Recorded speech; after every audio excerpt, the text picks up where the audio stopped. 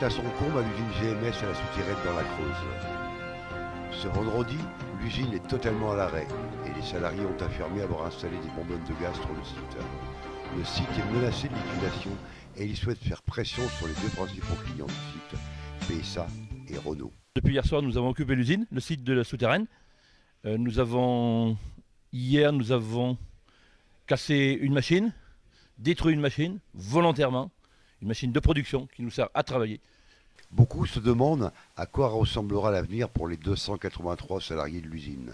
Je ne voudrais pas que ce soit l'oligarchie, de la finance, des banquiers, mais qui s'occupent des personnes du bas, des petits gens comme nous. Une centaine de salariés vit et consomme en effet dans la cité creusoise.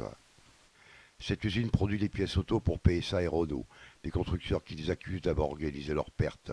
La liquidation devrait être prononcée dans 10 jours, confirme Michel Vernier, le député de la Creuse, très en colère. Donc vous avez en face de vous un élu très en colère, parce que ces histoires de négociations en dents de scie, un jour on avance, un jour on recule, un jour on garantit un certain nombre d'emplois et puis après on a un repreneur qui dit ben non, j'y vais pas, c'est insupportable.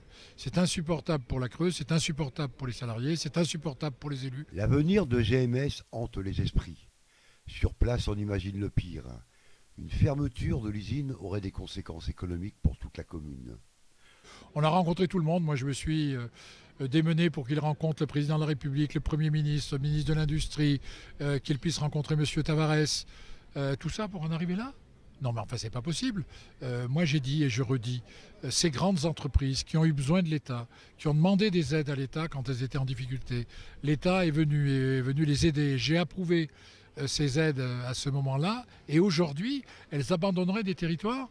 Il y aurait des territoires entiers où on dirait, bah, écoutez, nous, on va aller fabriquer ailleurs, dans d'autres endroits, dans d'autres pays. Non, c'est pas acceptable, parce que les salariés, ils savent faire, les machines, elles fonctionnent, il n'y a pas d'investissement lourd à faire, les produits qui sont fabriqués sont de grande qualité, et le prix de fabrique de ces produits, en plus, n'est pas un produit qui peut mettre en danger les constructeurs. On a piégé l'usine, affirme le délégué CGT Vincent Labrousse, tout en précisant être toujours ouvert à la discussion. On ne voulait pas en arriver là, mais personne ne nous laisse le choix. La moyenne d'âge est de 49 ans, et qu'est-ce qu'on va faire? On a des familles.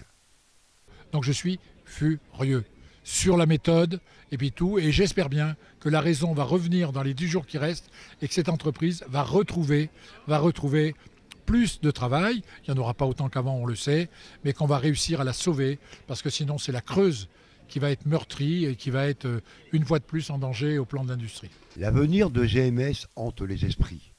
Sur place, on imagine le pire.